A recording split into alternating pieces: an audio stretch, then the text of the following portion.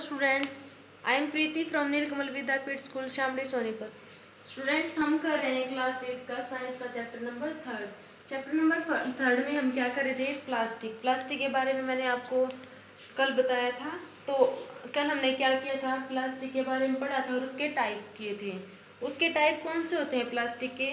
एक होता है थर्मोप्लास्टिक और एक होता है थर्मोसेटिंग प्लास्टिक। थर्मोप्लास्टिक कौन से प्लास्टिक बताए थे मैंने?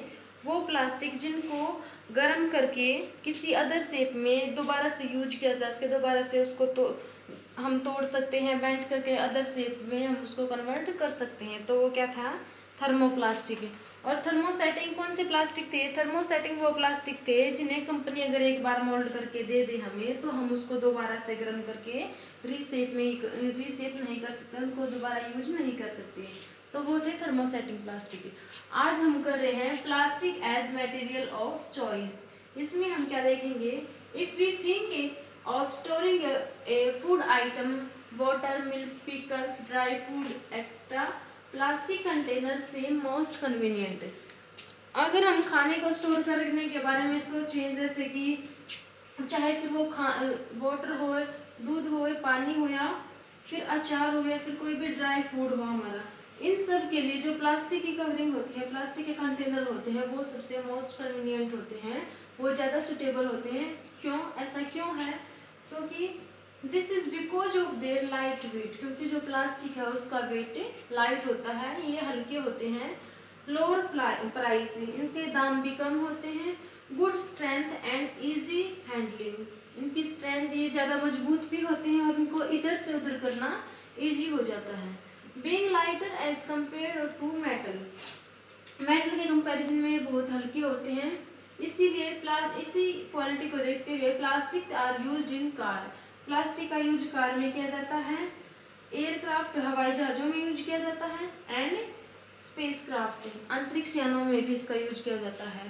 प्लास्टिक में बहुत सारी खूबियाँ होती हैं, इसीलिए ये लिस्ट कभी ख़त्म नहीं होगी स्टूडेंट्स की हम कितनी चीज़ों में हम प्लास्टिक का यूज कर रहे हैं, हमारी ये लिस्ट कभी ख़त्म नहीं होती। इसके बाद हम देखते हैं प्लास्टिक की कैरेक्टरिस्टिक क्या क्या होती हैं। Plastic is light, strong and durable. क्या होता है? प्लास्टिक हल्का होता है वेट में, स्ट्रॉन्ग मजबूत भी होता है, और ड्यूरेबल बहुत टिकाऊ भी होता है। इसका हम काफ़ी लंबे समय तक हम इसको यूज कर सकते हैं।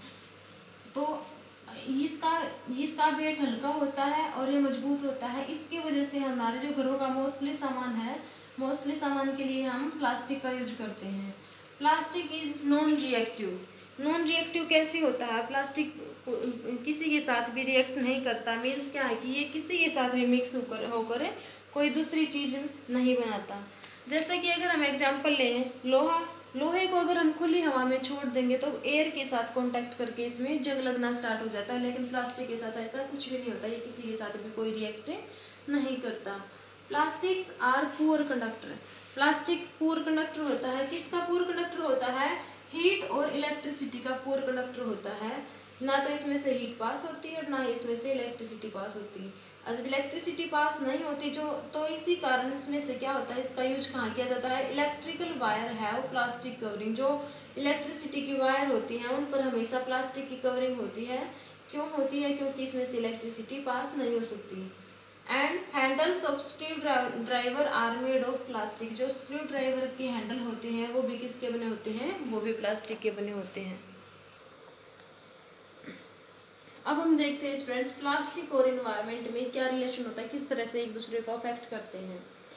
आप जानते हैं कि जब आप मार्केट जाते हैं स्टूडेंट्स, तो वहाँ से आप जो भी चीज़ें खरीदते हैं, जो भी सामान खरीदते हैं, वो ज़्यादातर हमें पॉलीथीन बैग में ही मिलता है। यही कारण है कि हमें जो सारा सामान है वो पॉलीथीन बैग में मिला। यही कारण है कि हमारे घरों में बहुत सारा प्लास्टिक इकट्ठा हो जाता है, और लास्ट में इकट्ठा करके हम क्या करते हैं? लास्ट में उस प्लास्टिक को सारे को इकट्ठा करके कूड़ेदान में डाल देते हैं। लेकिन कूड़ेदान में प्लास्टिक का क्या होता है? सोचा है कभी आपने? क्या होता है वहाँ पर कूड़ेदान में प्लास्टिक का? प्लास्टिक ही कभी भी डिकम्पोज नहीं होता। तो हमारे पास पहले आप दो मटेरियल जानिए। दो प्रकार के मटेरियल होते हैं, एक होते हैं बायोडिग्रेडेबल और एक होते हैं नॉन बायोडिग्रेडेबल। बायोडिग्रेडेबल कौन से हैं? A material which get decompose through natural process such as action of bacteria.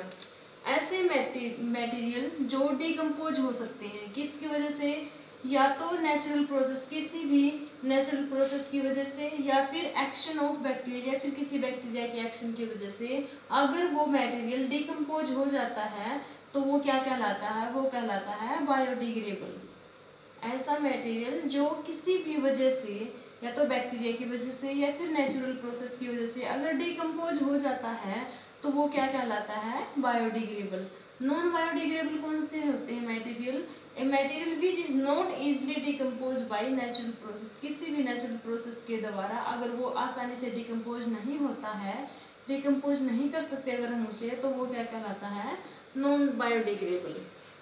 क्या कहलाता है स्टूडेंट्स से, नॉन बायोडिग्रेडेबल।